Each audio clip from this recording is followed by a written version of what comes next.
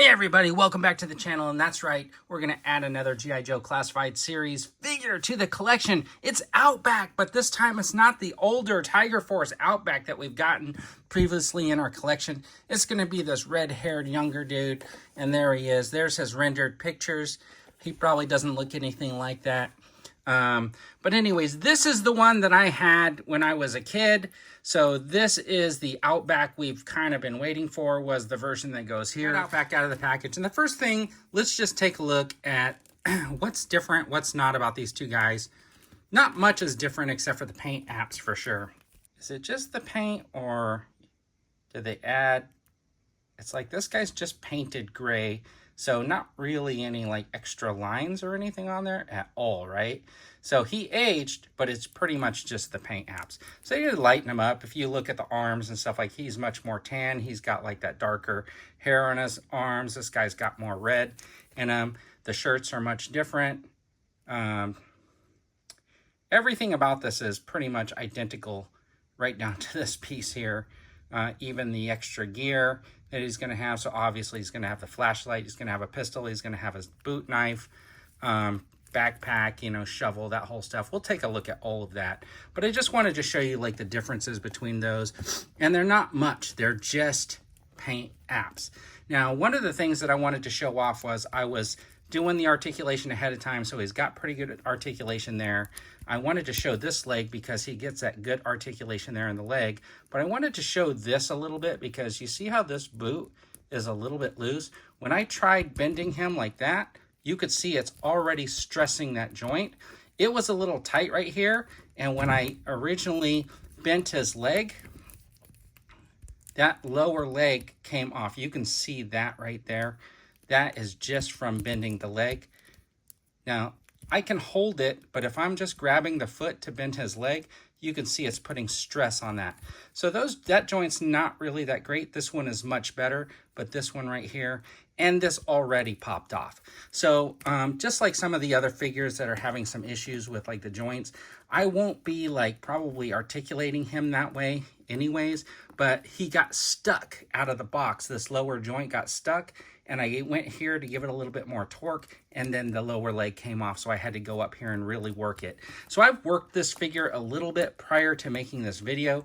That's how I was able to get the articulation to move so smoothly. But overall, I think this guy looks fantastic. I mean, he looks good. He looks just like the original pretty much. There he is.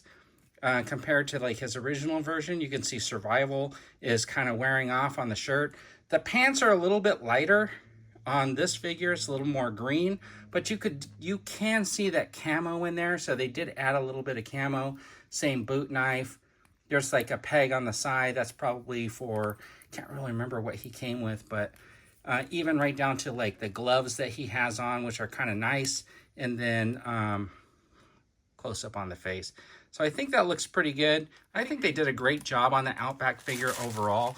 I have to say they have a younger version and an older version now.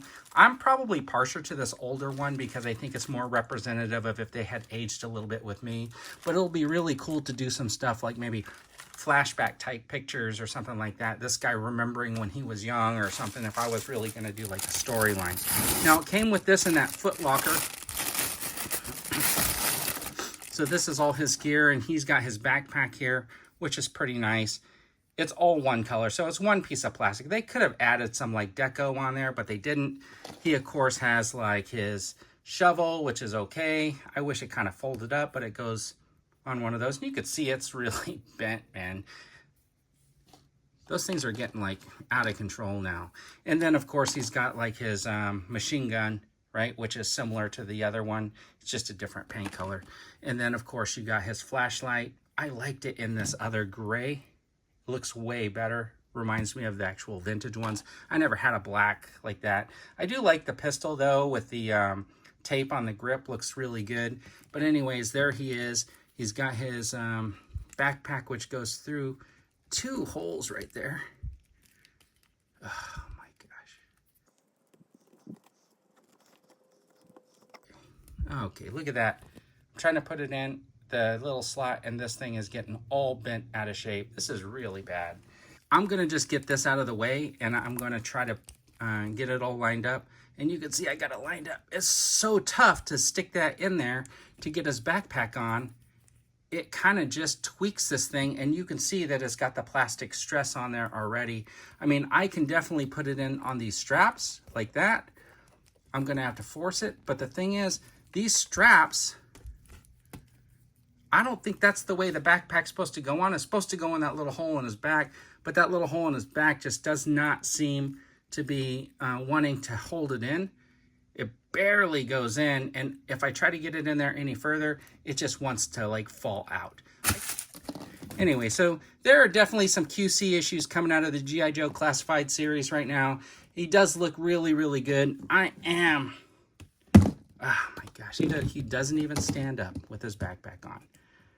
Your backpack's too heavy. Maybe you need the old guy to carry it for you.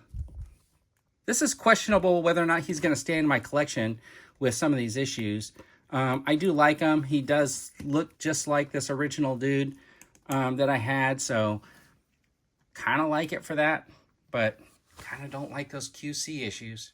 Anyways, everybody, thanks for tuning in. I really appreciate it, and don't forget, have a fantastic day.